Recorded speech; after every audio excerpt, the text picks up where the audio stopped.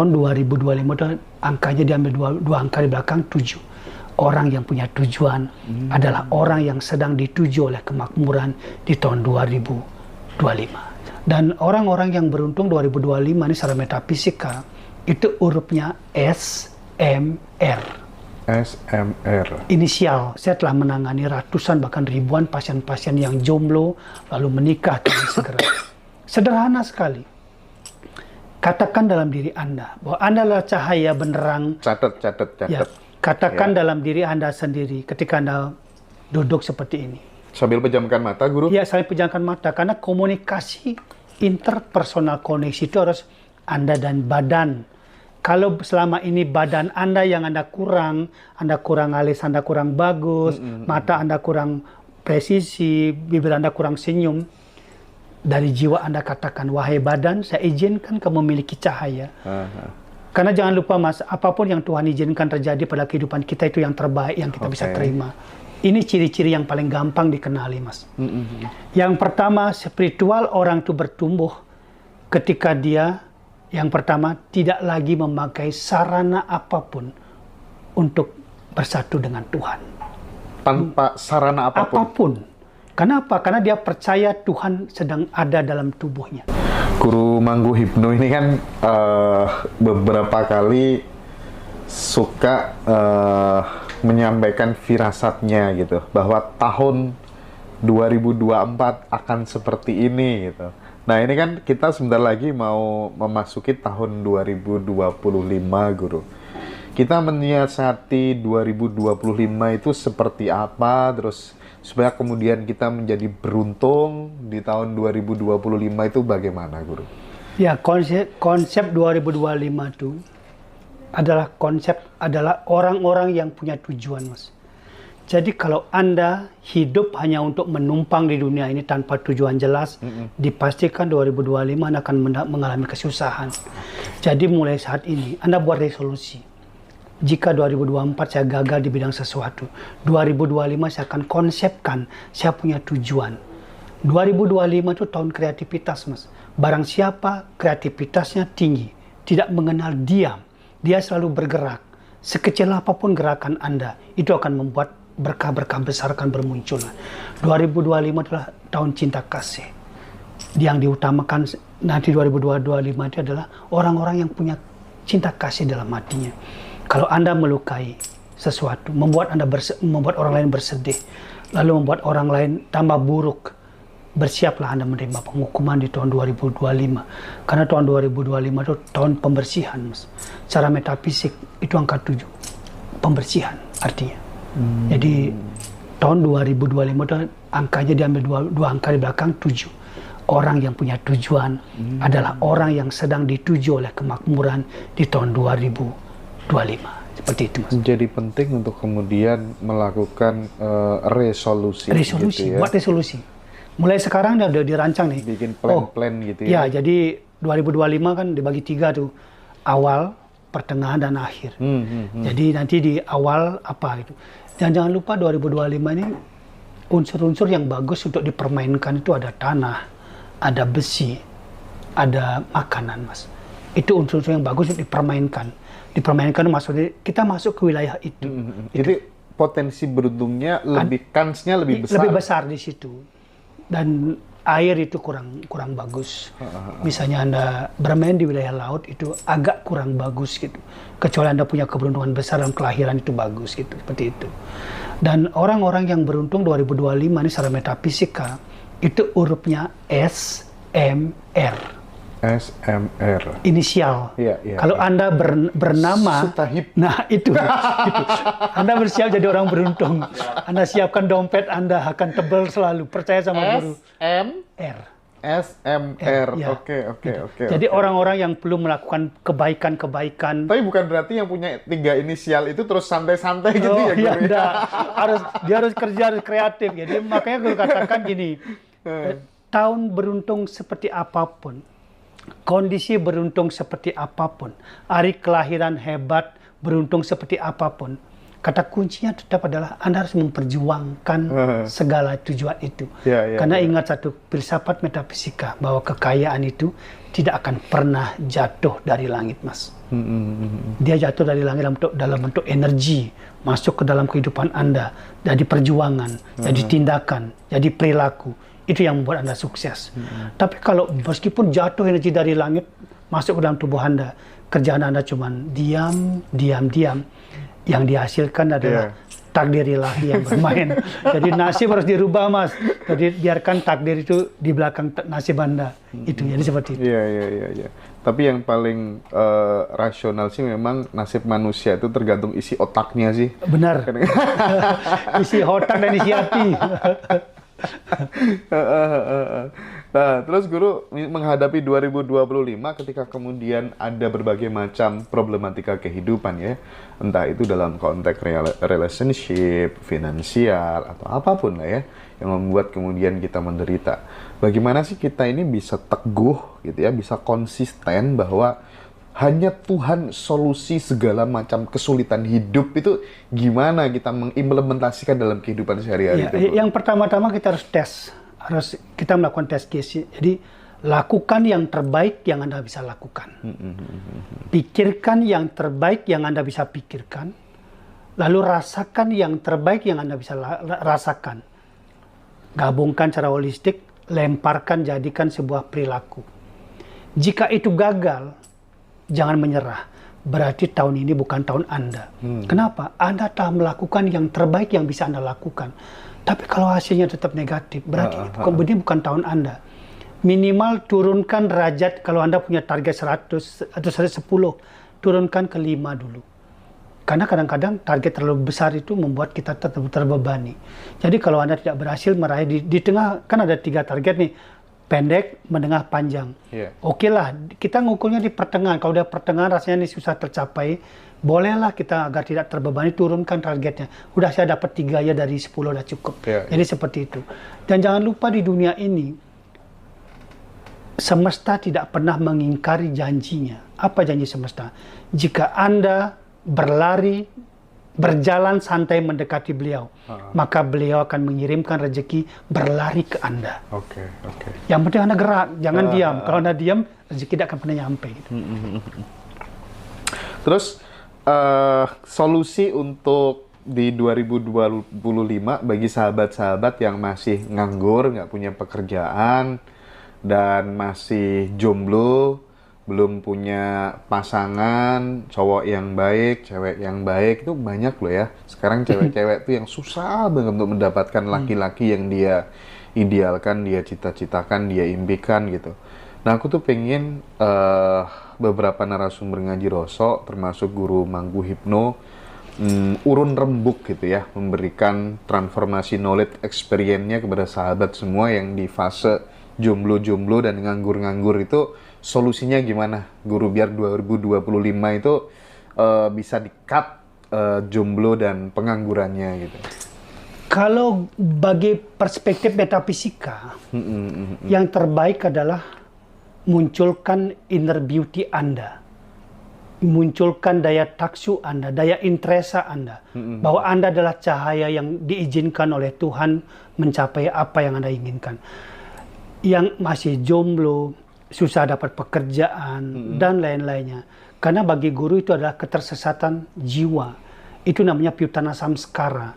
Apa solusinya? Solusi terbaiknya adalah adakan komunikasi antara jiwa Anda dengan diri Anda. Caranya bagaimana? Duduk sejenak seperti ini.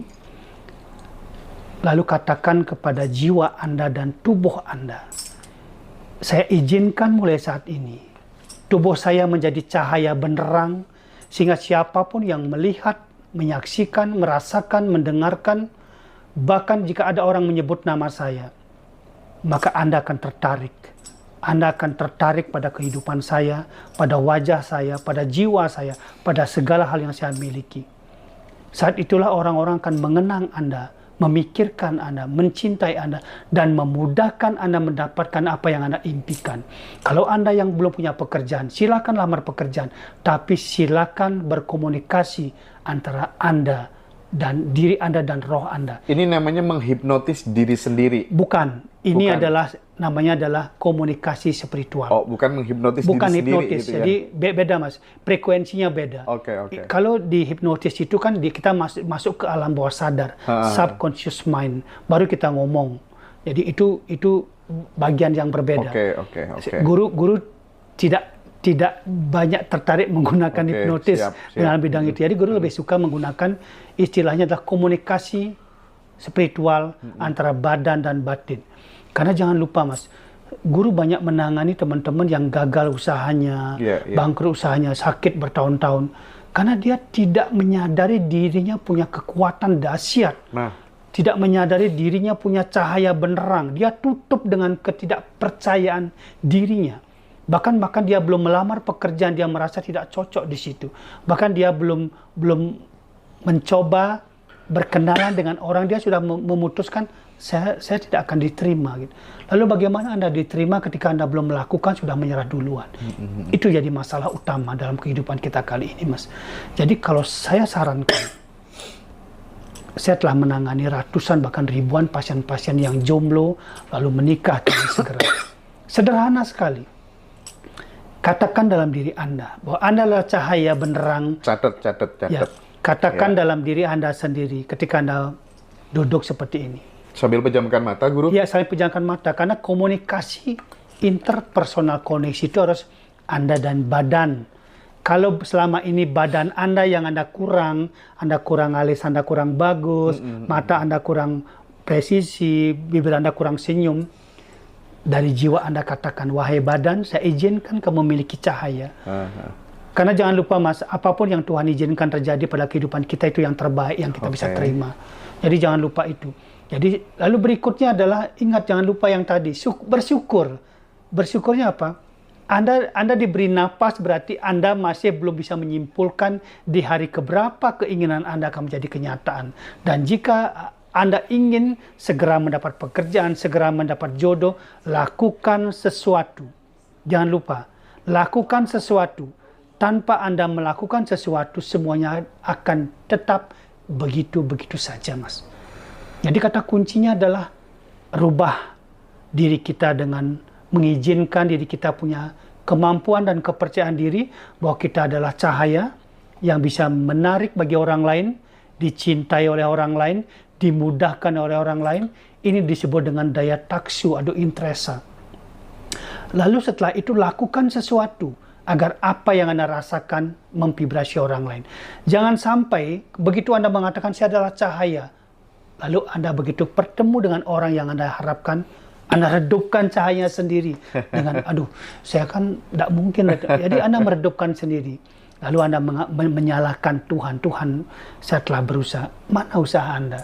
Jangan lupa, di dunia ini disiapkan 9 arah mata angin. Ingat, nanti di usia Anda ke-9 ada campur tangan Tuhan di situ bermain. Gagal sekali, gagal 2 kali, 3 kali, 4 kali, 5 kali. Percepat sampai usia Anda ke-9. Percayalah, jarang yang gagal, Mas. Karena di situ ada campur tangan Tuhan menyertai Anda. Kalau Guru Mangku Hipno sendiri itu ketika kemudian menginginkan sesuatu, itu apakah gini, misalnya percaya dulu sesuatu itu pasti akan terjadi dan terjadi gitu, meskipun belum terjadi tapi percaya dulu gitu, atau sebenarnya udah ngalir aja, percaya penuh pada Tuhan, pada semesta ya, nggak perlu bikin narik-narik, attract ya, gimana? Kalau Guru sendiri gimana? Kalau Guru sendiri secara pribadi, Guru lebih suka mengalir, Mas. Karena Guru percaya 100% karena pada saat Guru berproses menjadi spiritualis, Mas, Guru banyak melakukan meditasi, dharana. Dharana. Jadi ketika itu Guru banyak belajar bahwa kalau kita minta sesuatu pada Tuhan, kadang-kadang tidak cocok dengan apa yang Tuhan berikan ke kita gitu. Kita jadi bermasalah gitu. Nggak sesuai fitrah kita gitu. Jadi Guru lebih suka di awal Guru katakan saya ingin beli rumah gitu misalnya. Saya ingin punya rumah di daerah itu. Guru kunci di otak saya. Lalu saya berpikir rumahnya nanti saya akan jadikan seperti ini. Kalau dapat saya potong, ketika saya berusaha lebih keras lagi, saya tidak mikirkan lagi mau dapat yang begitu ataupun yang tidak. Di awal iya, karena harus punya tujuan. Di dalam prosesnya saya tidak pernah pikirin lagi. Dan saya termasuk pribadi yang tidak suka ribet, Mas. Disuruh menarik sesuatu, melakukan sesuatu. Enggak, satu aja yang saya lakukan. Apa yang terbaik yang bisa saya usahakan. Kalau saya harus tidak tidur semalaman, saya tidak akan tidur semalaman. Kalau saya harus ketemu orang jam 12 malam, saya akan temui jam 12 malam. Kalau saya harus belajar sampai pagi, dini hari jam 3, jam 4, sampai diprotes oleh anak saya akan lakukan itu. Jadi intinya adalah apa yang bisa saya lakukan secara maksimal, saya akan lakukan. Tapi saya tidak melakukan sesuatu yang abstrak. Saya tarik ini kekayaan. Saya tidak percaya ada yang seperti itu, Mas. Saya tarik, tidak percaya. Kenapa? Tuhan sebenarnya tahu apa yang kita butuhkan. Tanpa kita berbicara pun, Tuhan tahu.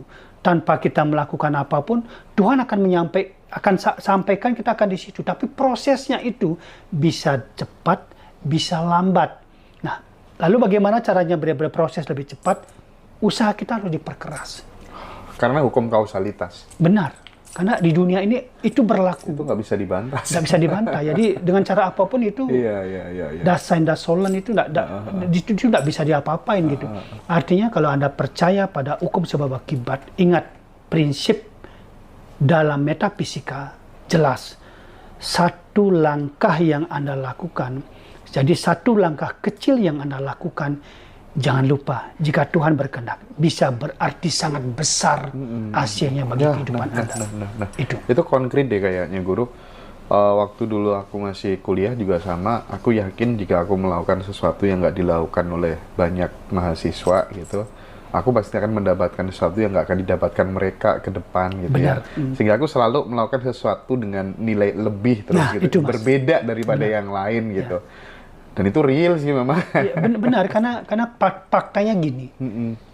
Anda bisa berharap lebih. Tapi jika Anda tidak melakukan sesuatu yang lebih, itu hanya mimpi. Betul. Tidak mungkin jadi kenyataan. Setuju. Jadi, tapi kalau Anda melakukan sesuatu yang sekecil apapun, tetapi ini sesuatu yang sangat berharga bagi Anda, maka itu akan bisa berarti besar bagi kehidupan Anda berikutnya. Jadi, lakukan sesuatu yang menurut Anda di luar batas yang Anda miliki. Kenapa? Karena ketika Anda mempush diri Anda, menekan diri Anda sampai batas di atas rata-rata, saat itulah sebenarnya semesta tahu Anda telah berusaha maksimal. Guru, di 2025 gimana dengan ajaran-ajaran yang sifatnya masih radikal, merasa paling benar sendiri, yang lainnya salah, yang lainnya keliru gitu ya? Atau kemudian ilmu-ilmu kearifan lokal Nusantara yang tersembunyi seberapa besar kemudian akan muncul lagi dan orang itu akan memahami kebenaran secara universal gitu. Gimana 2025? Ya gini, 2025 itu adalah guru umpamakan ini tahun yang membuat kehidupan manusia itu akan berada di tingkat kedamaian yang lebih baik. Itu pertama. Salah satu cirinya adalah biarkan manusia itu bertumbuh sesuai dengan fitrahnya, sesuai dengan apa yang Tuhan izinkan. Karena hidup manusia itu sebenarnya adalah perbaikan, Mas. Tahun 2025 adalah kesempatan kita terbaik bagi siapapun, tidak ada dipilih, untuk memperbaiki nasib, kesehatan, kesuksesan, keberlimpahan, cinta, kasih sayang, dan kebahagiaan. Caranya apa? Perbesar persamaan. Jangan suka mencari perbedaan. Itu kata kunci 2025. Jadi barang siapa di tahun 2025 menemukan persamaan-persamaan lebih besar dalam hidupnya daripada perbedaan, dia terpilih untuk bahagia, Mas. Itu. Nah, kalau masalah ilmu pengetahuan, 2025 itu adalah tahun kebangkitan para spiritualis Nusantara, Mas. Jadi 2025 itu Guru rasa akan ada masa-masa di mana ada fase spiritual yang bersifat radikal itu akan muncul. Radikal itu secara akademis itu artinya kembali ke asal. Dia radikal itu bukan berarti benturan keras, enggak. Secara etiologi dia itu berarti kembali ke asal. Jadi radikal itu artinya kembali ke akar gitu. Nah, maka di tahun 2025 ilmu-ilmu yang dipelajari, digemari oleh manusia adalah ilmu-ilmu yang menyangkut tentang 3 hal. Satyam, Siwam, Sundaram. Ilmu yang membuat dia merasa lebih benar dan menjadi lebih benar. Ilmu-ilmu yang di dalamnya mengandung kebijaksanaan yang membuat dia lebih bijaksana. Dan yang ketiga, ilmu-ilmu yang berdasar pada keindahan. Jadi, tahun depan, mereka yang ilmunya lebih membenarkan langkah-langkah orang, lebih membuat orang bijaksana, dan lebih membuat orang indah, akan digemari. Oke.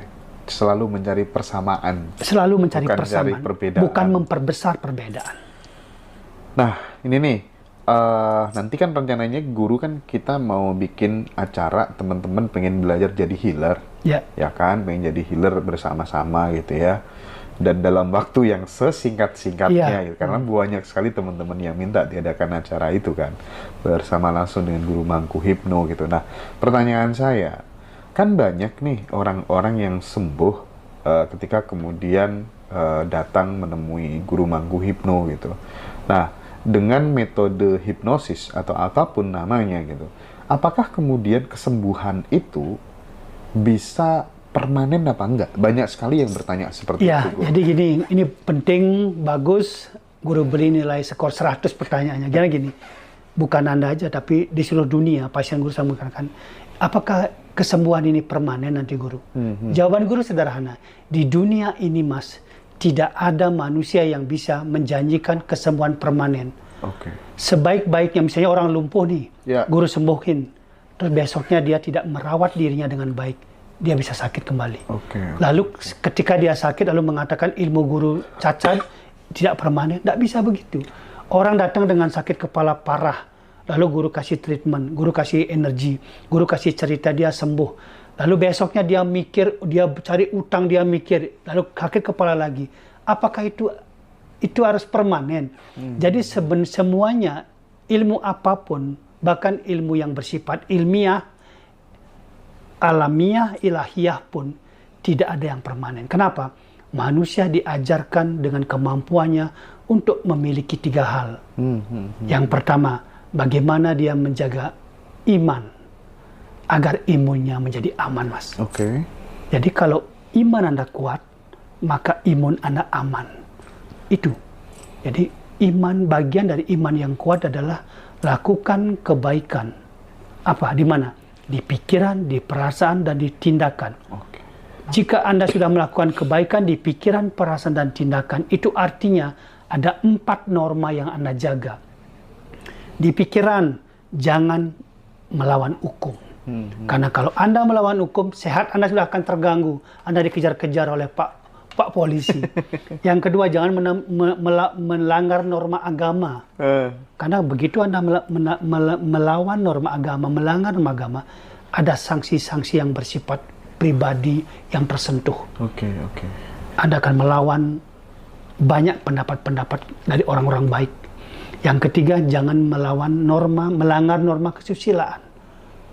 Tetap jaga. Dan yang terakhir, menjadilah orang yang sopan. Sehingga keberadaan kita selalu dicintai, dirindukan, dimudahkan, disayangi. Nah, dengan semua itu kita akan sehat terus. Meskipun penyembuhannya sederhana, tapi kalau Anda menjaga norma ini dengan baik, kemungkinan besar sehat Anda akan bertahan lama, Mas. Jadi bukan masalah ilmu permanen, metode permanen ataupun tidak. Contoh di dokter. Sekarang Anda ke dokter, katakanlah dokter yang jauh, yang hebat, Anda bayar 1 miliar. Lalu minta dokternya mengatakan, Pak dokter, saya minta garansi, Anda ya 1 miliar loh saya bayar agar permanen. Saya yakin dokternya juga tidak mau. Paling dokternya mengatakan, permanen ataupun tidak, itu urusan Anda. Itu Mas. Jadi jangan pernah kita dengan bayar segini nuntut permanen. Saya sadar itu manusia memang banyak maunya, tapi kan kadang-kadang, makanya di guru tulis, Mas. Guru tulis begini, karena dari 43 tahun berpraktek, seringkali guru dikomplain awalnya. Ketika mereka datang ke rumah guru, 2 tahunnya sakit perut lagi, kumat lagi. Mereka komplain, guru, boleh nggak saya datang, tapi saya nggak bayar. Karena kumat nih perut saya. Bayangkan Mas, 2 tahun lalu saya tidak tahu apa yang dia lakukan setiap harinya. Saya harus bertanggung jawab. Gitu. Nah, itulah yang saya guru katakan, selesai sekali. Jadi Anda datang sekali, Anda guru terapi, berikutnya tidak ada lagi ikatan apapun. Tidak ada garansi apapun. Karena apa? Karena kalau Anda digaransi, Anda akan lalai menjaga imunitas tubuh Anda. Nggak tanggung jawab gitu. Tanggung jawab jadinya. Jadi Anda selalu akan mengejar guru. Setiap sakit, telepon. Dan bergantung gitu ya. Ya itu Mas, jadi seperti itu. Terus ini ngomong soal pertumbuhan spiritual, Guru. Jadi, apakah kemudian ada tanda-tanda fisik ketika kemudian seseorang itu sedang mengalami pertumbuhan atau upgrade spiritualitas gitu? Tanda-tanda fisik misalnya mungkin dari sisi ekspresi wajah lah, rambut menguat, mata yang, atau gimana? Menurut Guru gimana itu? Gini, yang pertama ciri-ciri spiritual bertumbuh ada 3 Mas. Oke. Catat baik-baik karena ini pasti akan terjadi. Yang pertama ketika orang spiritualnya bertumbuh baik, karena pertumbuhan ada buruk juga. Tumbuh buruk atau tumbuh baik. Kalau tumbuh baik, yang pertama dia akan mampu mengendalikan emosi. Jadi rasa marah yang terkendalikan dengan baik membuat wajahnya kelihatan lebih cerah, lebih tenang. Karena kalau Anda emosi, napas Anda cepat, wajah Anda, mata Anda akan membesar, bibir Anda akan bergerak, jadi kelihatan secara fisik. Yang kedua, orang itu mampu mengendalikan nafsunya, tidak mengumbar nafsu. Yang ketiga, ambisi duniawinya udah berkurang. Itu spiritualitas. Jadi tidak mungkin orang spiritualitas itu ambisinya terus masalah uang, tidak seperti itu. Jadi ini 3 ciri. Dan tapi kalau kita ngomong metafisik, Mas. Tapi kan bisa mengendalikan emosi itu tetap akan berimplikasi positif terhadap ekspresi wajah yang lebih cerah, lebih adem, lebih enak dilihat gitu ya, Guru ya. Gini, spiritualitas orang bertumbuh sebenarnya bukan secara fisik 100% bisa dilihat, tapi perilaku, Mas. Jika perilaku dia telah kelihatan dari cara berjalan kelihatan, dia tidak akan cepat-cepat gitu, tapi pelan, tapi mantap. Itu orang spiritual. Yang kedua, Anda pasti tahu lah, Mas kan sering wawancarain tokoh-tokoh besar gitu. Dari situ Anda tahu, bisa merasakan vibrasi kata-katanya. Spiritualitas itu ditandai dengan kedewasaan, spiritualitas itu ditandai dengan seberapa kuat dia mampu membangun kehidupan lainnya, Mas. Meskipun Anda spiritual yang hebat, tapi Anda memburukkan sesuatu, menjerumuskan orang lain. Itu Anda bertumbuh spiritualnya, tapi arahnya ke bawah. Itu. Nah, kalau kita bicara metafisik, ini ciri-ciri yang paling gampang dikenali, Mas. Yang pertama, spiritual orang itu bertumbuh ketika dia, yang pertama, tidak lagi memakai sarana apapun untuk bersatu dengan Tuhan. Tanpa sarana apapun? Kenapa? Karena dia percaya Tuhan sedang ada dalam tubuhnya. Dia tidak menggunakan sarana. Yang kedua, dia tidak menggunakan perilaku apapun, ego apapun untuk memuja Tuhannya. Misalnya dia, terbatasi oleh agama, terbatasi oleh simbol-simbol. Dia tidak lagi mempergunakan ini. Nah, yang ketiga, spiritual itu bertumbuh ketika orang itu sudah tidak bisa membedakan Anda siapa, saya siapa. Kita manusia biasa. Kita setara di hadapan semesta. Lalu, spiritual itu bertumbuh yang keempat adalah orang itu pasti pembelajar. Entah belajar secara diri sendiri dari pengalamannya, lalu memakai itu sebagai panduan untuk keberlangsungan sadhana spiritualnya. Entah dia belajar di kampus, entah belajar dia dari guru-guru suci, entah dia belajar di mana. Itu ciri-ciri spiritual bertumbuh. Karena orang yang spiritualnya bertumbuh, haus dia, Mas. Haus. Apa? Mungkin merasa tidak tahu terus gitu ya. Karena orang spiritualitas itu punya prinsip. Prinsipnya apa? Ini kalau di metafisika. Guru kutip sedikit, Mas. Ayur dehi danam dehi vidyam dehi maheswari. Samastam akilam dehi dehimi parameswari. Wahai engkau orang-orang yang berspiritual, engkau tahu bahwa spiritualmu berada di fase pertumbuhan. Dia akan segera berbuah. Engkau akan berusia panjang. Dalam usia panjangmu, kau akan penuh kesejahteraan. Dan ketika itulah pengetahuan-pengetahuan suci kau akan dapatkan. Setelah itu kau akan menjadi orang yang mampu menjaga semesta. karena bagimu semesta ini haruslah menjadi tempat terindah bagi Anda menjalani kehidupan. Waduh. Itu orang spiritual, Wah, Mas. ini fan-nya makin banyak ini, ilmu mahal semua teman-teman. Nah, setelah itu nanti, Mas, barulah dia berada di fase jenana namanya. Apa tuh? Jenana itu pengetahuan suci. Dia mengalihkan pengetahuan dari buku-buku yang memotivasi dia mencari kekayaan. Dia geser menjadi buku-buku suci yang membuat dia mengerti bahwa kekayaan itu tidak kekal. Itu menjerumuskan, itu bisa membuat kita teracak-acak dalam spiritualitas. Lalu setelah itu naik dia lagi satu tingkat, Mas. Mulailah dia menata keyakinannya. Di puncaknya adalah dia tidak meyakini apapun selain Tuhan. Mantap, mantap. Itu puncak spiritual, Mas. Tidak Jadi, meyakini kalau apapun selain Tuhan. Selain Tuhan. Karena dia tahu, ini Mas, guru kasih tahu, Ya. orang spiritual itu meyakini Tuhannya dengan 3 cara, Mas. Begini. Yang pertama, orang yang spiritualitasnya sudah tinggi, berada di tataran esoteris, dia akan berkata, ya Tuhan, saya tahu Engkau yang Maha Kuasa. Kenapa saya tahu? Karena saya tahu dari mana semua yang bertumbuh ini lahir. Dari mana yang bertumbuh ini lahir. Lalu yang kedua, ya Tuhan, saya tahu, saya meyakini kamu melebihi segalanya. Karena saya tahu dari mana yang tumbuh itu berkembang, itu pasti karena Tuhan. Dan yang terakhir, dari mana dari yang semua yang berkembang ini kembali, itu pasti Tuhan. Jadi orang spiritual itu bulat, Mas. Dia tidak bisa membeda-bedakan apapun selain satu hal, bahwa dia adalah ciptaan Tuhan. Ciptaan Tuhan yang paling disayang, dihormati, dicintai. Maka kita harus mencerminkan itu sebagai orang spiritual. Cintai orang lain, karena dalam tubuh orang lain ada jiwa kita juga, Mas. Wow. Jadi seperti itu. Istimewa Guru Magu Hipno. Tak bisa berkata-kata nih teman-teman ya. Oke. Habis ini kita satu segmen terakhir spesial buat sahabat-sahabat semua untuk berinteraksi langsung dengan Guru Magu Hipno.